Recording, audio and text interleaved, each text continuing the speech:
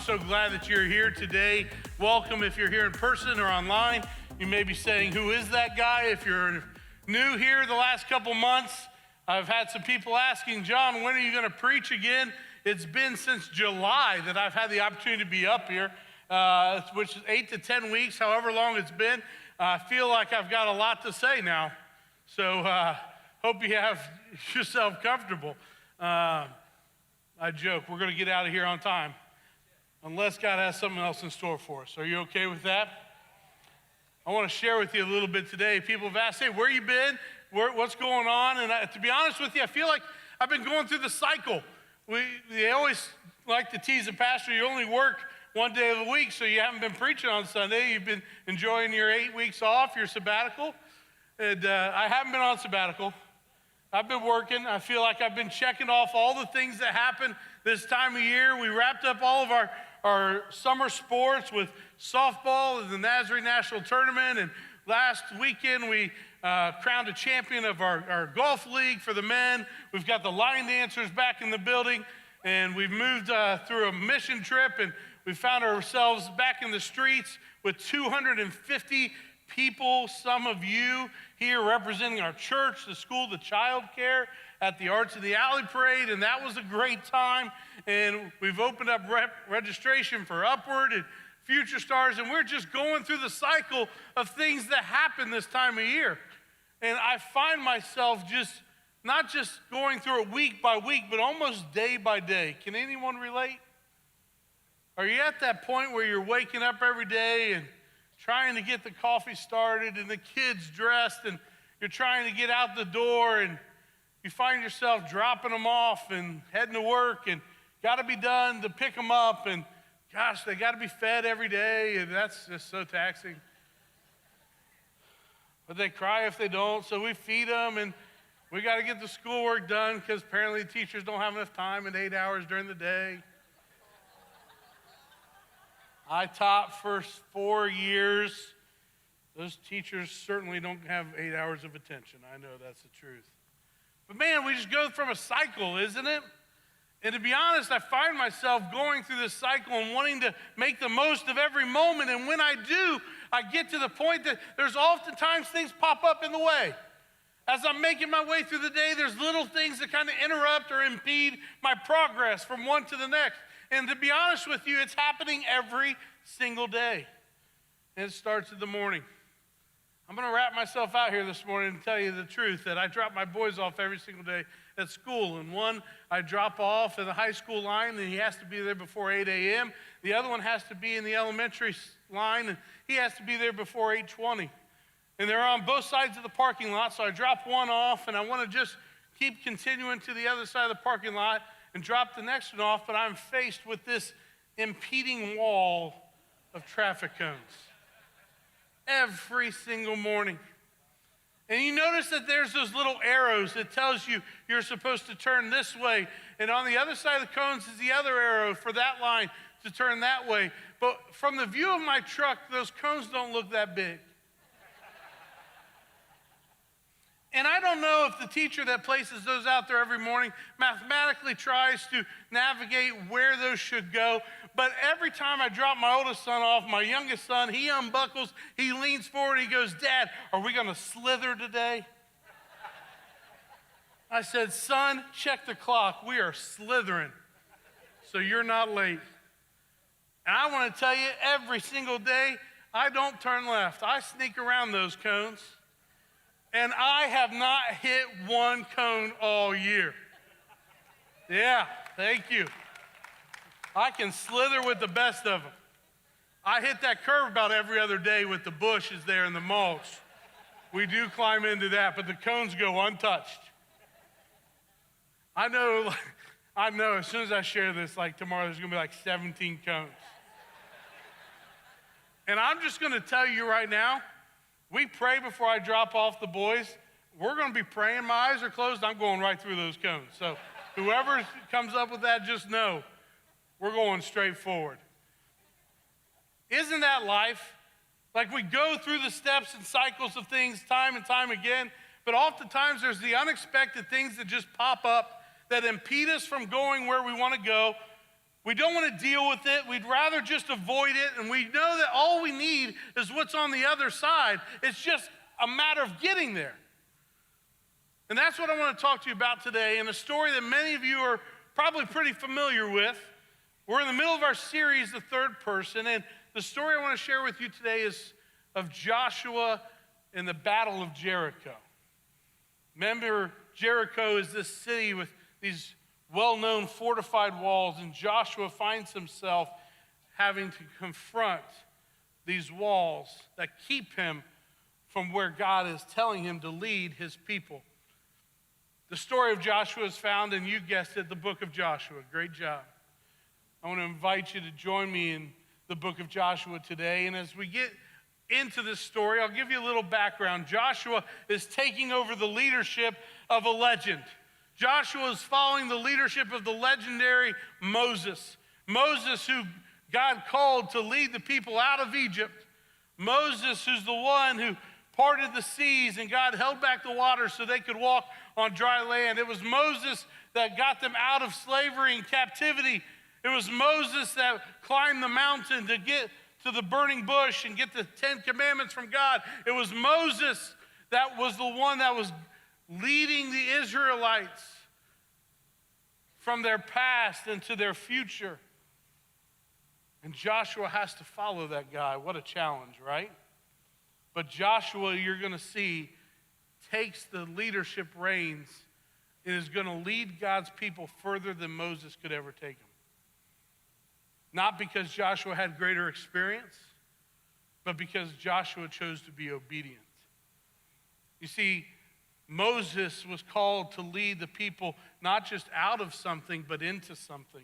He was called to take them out of Egypt and slavery and bondage and into the promised land.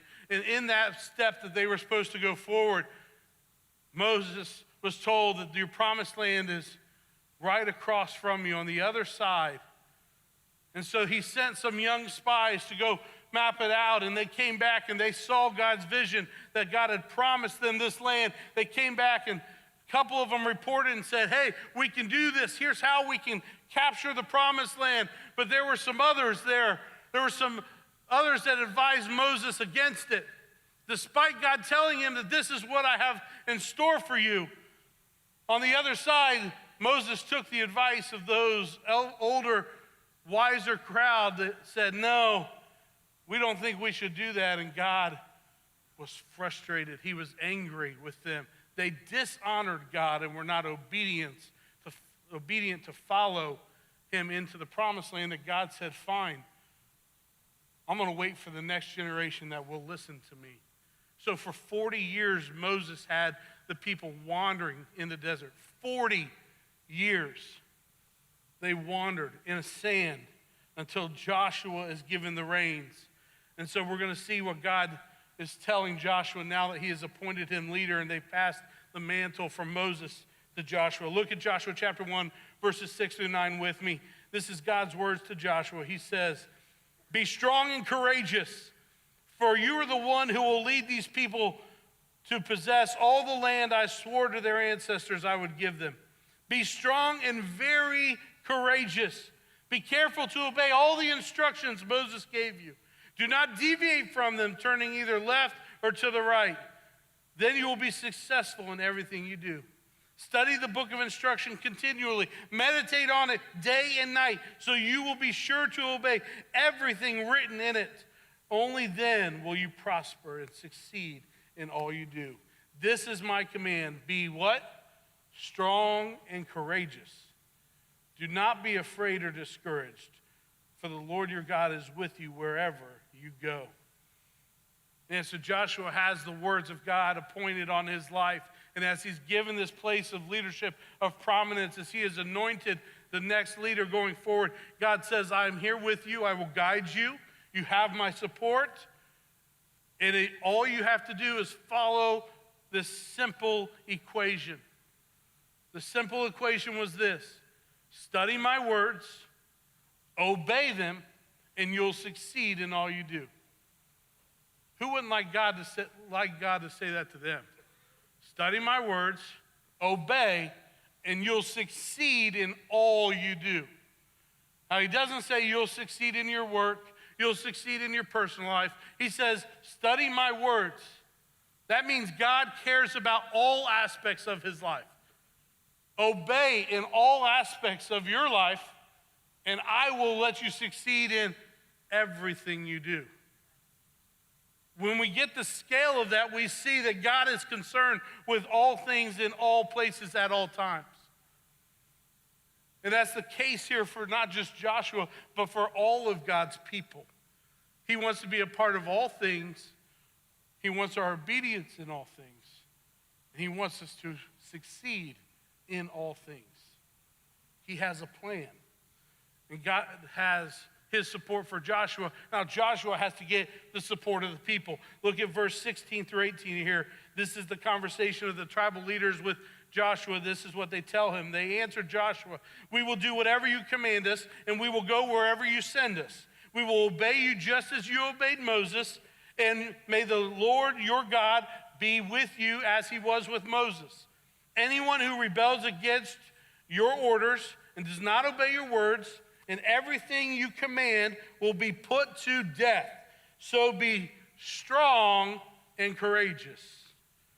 The leaders of the tribe are rallying behind Joshua. They're unified behind him. And they said, "We will support you like we supported Moses.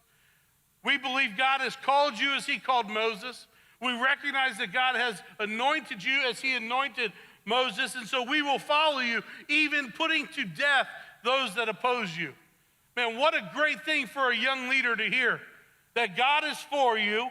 He has a plan for you, that the people are with you, that they're united behind you, and you would think that this would just be smooth sailing for Joshua. But as he's making his way forward, there's things that come against him. As he makes his way to Jericho, there's challenges that he has to face. You see, to reach God's promised land, they must go through a battlefield. God's leadership in his life did not prevent him from facing a battle. Do you know that? Do you know that for your life? God's leadership in your life will not prevent you from facing some battlefields. To see the finish line and the promised land of what God has in store for you, you must first see the front line. You can't reach the finish line until you've at least towed the front line. And this is what's going to happen in Joshua's life. Let's move to the story now here in chapter 6 of the book of Joshua. You're going to read the details as he makes his way to Jericho. This is what we've probably heard growing up, but this is the story I want you to grab onto here today. It says, "Now the gates of Jericho were tightly shut because the people were afraid of the Israelites." That's Joshua's people. "No one was allowed to go out or in, but the Lord said to Joshua, 'I have given you Jericho, its king, and all the strong warriors.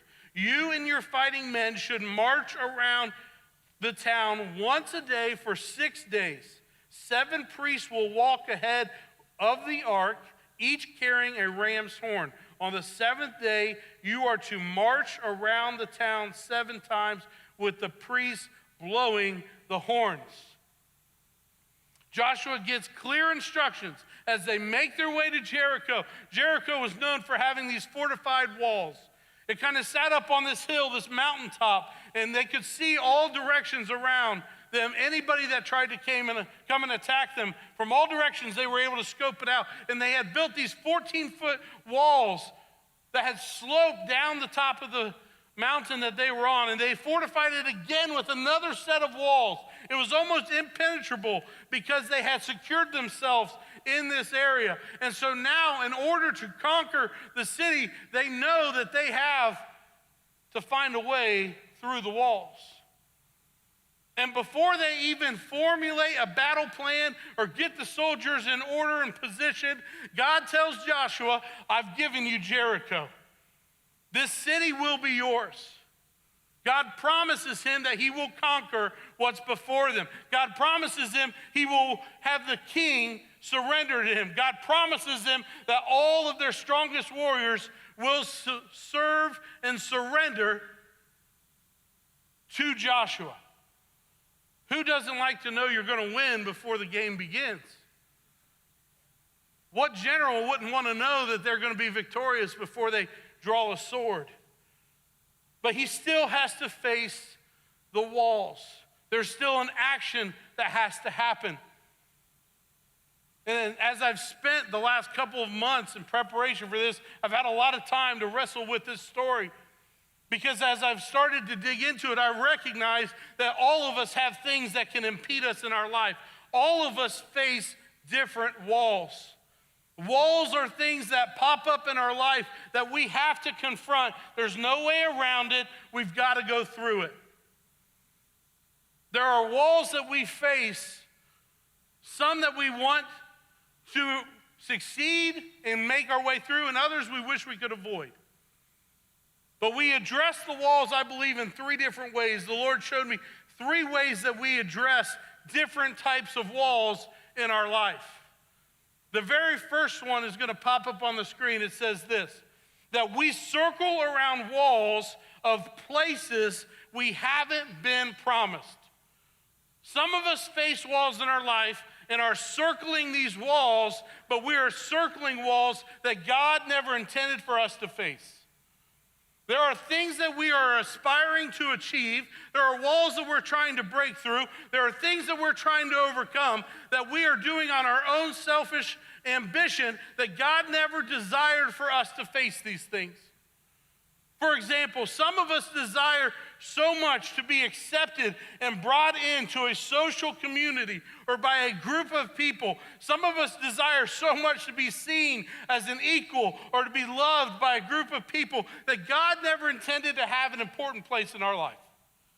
And we spend a lot of our time, energy to be attractive and look good and act and emulate and simulate ourselves in similar situations to put ourselves on the same platform as those people. And the truth is, even if you finally were to get accepted by those people, you will not find the joy because God did not intend for them to be your community. Sorry, I've told you it's been a while since I've been preaching. I might start preaching here in a minute. Some of you are aspiring to achieve a level of financial status or stability. You would like your bank account to reach a certain number. You want your wealth or income to reach a certain level. I mean, not the tax, rich 40% level, but just below it. Some of you desire so much for your earthly wealth to reach such a level of stability, you think it would solve all the problems and headaches in your life. And to do so, you have sacrificed your integrity, you have skimmed off the top, you have cheated your customers, you have robbed and stolen from people that you would never want that information to get out.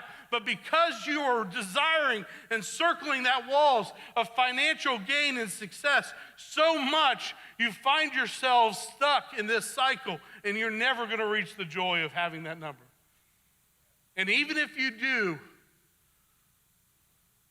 you'll find the truth in more money, more problems. And you've not been obedient because God did not desire that for your life. And as you've aspired to do more, you've been disobedient with your finances as they are. You've not been faithful in your support, tithe, giving, and God will not bless those who are not obedient to him. Some of us face walls and we circle them, and God did not desire for us to be in that place. The second walls that we face, I think, can hit a lot of us even more closely. It is this. We circle around walls out of obedience, and we recognize that we do so because it keeps us close to God. Some of you say, Pastor John, the Israelites only had to lap this wall for a week. They went out there and did it one time, 6 days, and then they had to do it multiple times on the seventh day. I've been facing this wall in my life for decades. I've been circling these problems, these issues in my life for a long time. Some of you would say, the wall in my life is the relationship with my loved one. I've got a loved one that we have got this wall and we are not addressing it. It's been an issue in our life. Maybe it's with a parent or a sibling, maybe a cousin or another relative. There's been something that's going on in your life, some hurt from the past that you've never addressed, and you've just allowed it to be this impenetrable wall.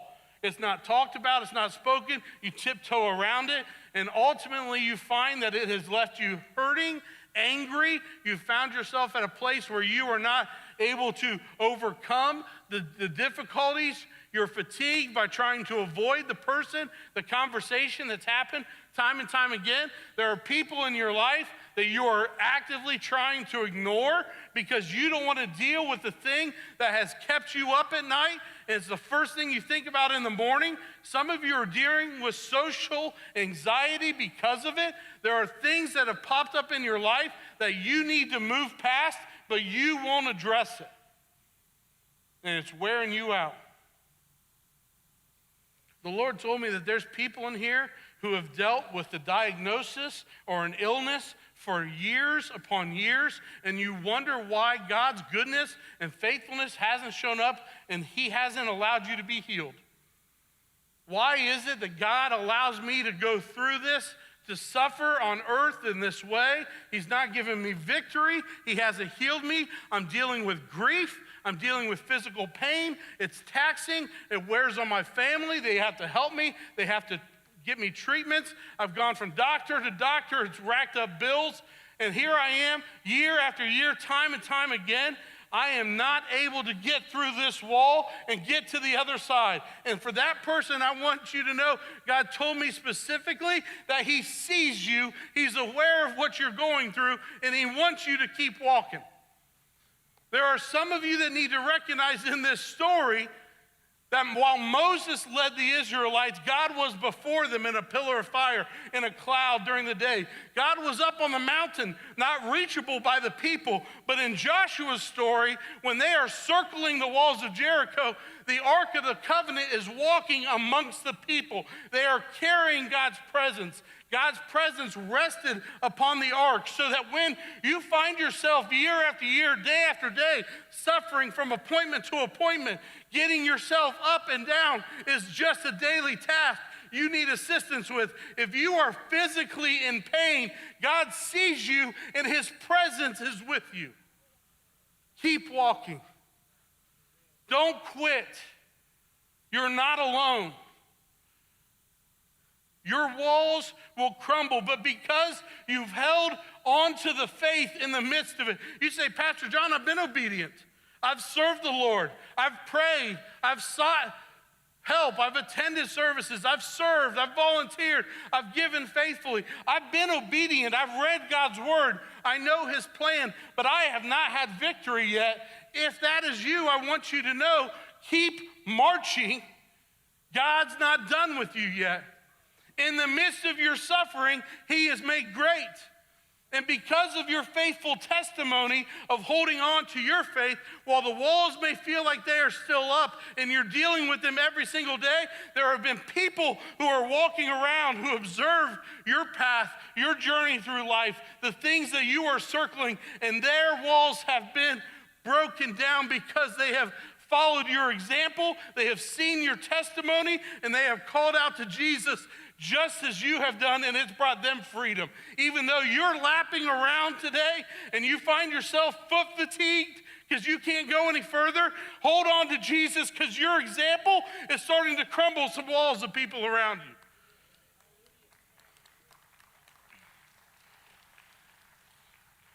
I might start preaching here. We'll get into it. Just stay with me. Some of you have dealt with trauma. Some of you have dealt with things that no one on earth should deal with. Some of you feel the pain of walking and moving. Some of you wonder why you've wandered for 40 years and never made it to the promised land, and you need to know that the 40 years was just preparation for the week that victory was going to show up. God had his people wander in the desert for 40 years so they wouldn't be fatigued by the week that he called them to go to the battlefield. God was building up their strength. And there's a reason he told Joshua, be strong and courageous. We all face different types of walls. I saw a story of a lady named Megan just this week who was facing the walls of the hurricane that had just come through our country. Many of you have been watching and observing the toll of loss that has happened because of the storms that have ravished the south of our nation.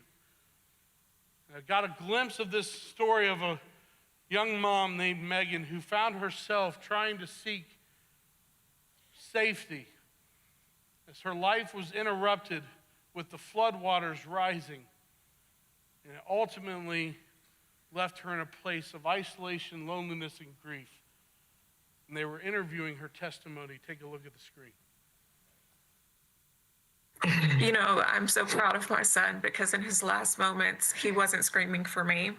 He was screaming, Jesus, Jesus, save me. Jesus, I hear you. Jesus, I'm calling upon you. And his wildest dreams and everything that he wanted to be was a superhero. And that was his goal in life. And instead, he's my hero because he reached for something past flesh, past human, past anything that even grown adults, I think, would reach for. My son called out to the one God Almighty.